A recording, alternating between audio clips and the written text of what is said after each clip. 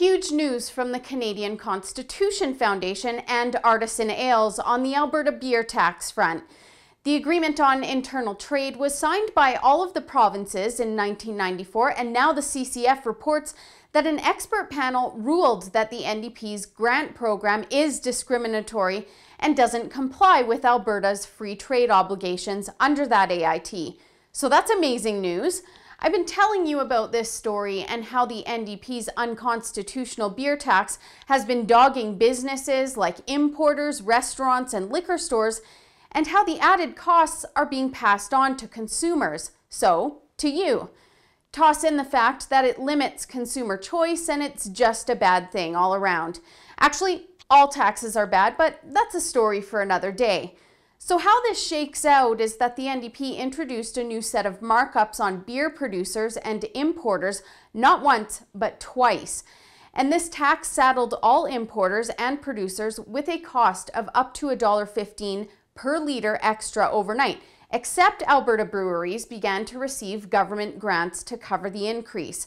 For everyone else, it meant a hefty price tag on everything in the warehouse, on the shelf, and on tap. Now, Minister of Finance Joe Ceci is the one that engineered this entire thing.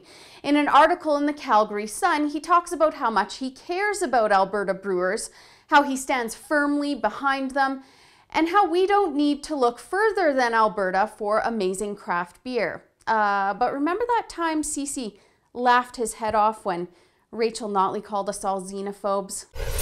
You know, Mr. Speaker, there are two ways to approach building a jurisdiction over which you have some responsibility. You can say no to everything, or you can be the people who say yes. You can be timid, or you can be bold. You can have faith in the people of your province, or you can be xenophobic. You can ultimately decide that you want to move forward with leadership, or you want to go backwards and reject facts. Mr. Speaker, we are moving Alberta forward. We are standing up for Albertans. We have their backs. We will not vote against Alberta's future for political points.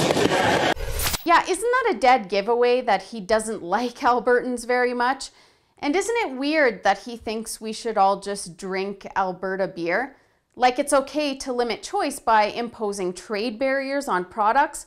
Look, Alberta beer is amazing, and there are so many other products on the market too. Shouldn't we have fair and equal access to all of it? Well, I haven't mentioned the court documents that show that the NDP sought advice on how the government could make their target of $85 million off of the new tax. So yeah, it makes sense now, doesn't it? This was obviously more about the NDP making money than what's best for the industry and consumers. Hence the weird comments. And hey, how much do you think this is costing the economy and Albertans for these unnecessary lawsuits? I bet it makes up a pretty hefty sum of the billions in economic losses that are a manifestation of interprovincial trade barriers. If you're not familiar with the Canadian Constitution, Section 121 states that we have a right to the free flow of goods.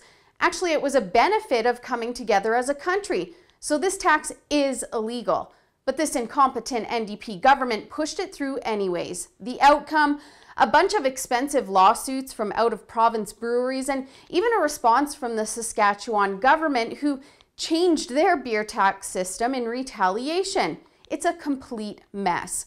But this win coming from Artisan Ales with the help of the Canadian Constitution Foundation and lawyer Ben Grant is a win for everyone and a win for freedom. Now, owner of Artisan Ales, Mike Tessier, says that the announcement is a huge victory for his business, all craft beer drinkers, and that the decision can make the Alberta beer market the best in Canada again. And staff lawyer Derek Frum says that he hopes the Alberta government gets the message and brings tax levels back to before 2015 levels when they were fair for everyone. Champion of Alberta, Joe Ceci? How much do you want to bet he'll appeal the decision? Well, I guess we'll have to wait and see how that pans out. In the meantime, to keep up to date with this whole thing, you can visit the CCF's website at www.theccf.ca, where you can subscribe, donate, and even check out more of their amazing work. For the Rebel.media, I'm Holly Nicholas. Thanks for watching. If you support free trade like I do, make sure to visit beerfreedom.ca and sign our petition. Let the government know that you're against the interprovincial trade barriers that cost our economy billions.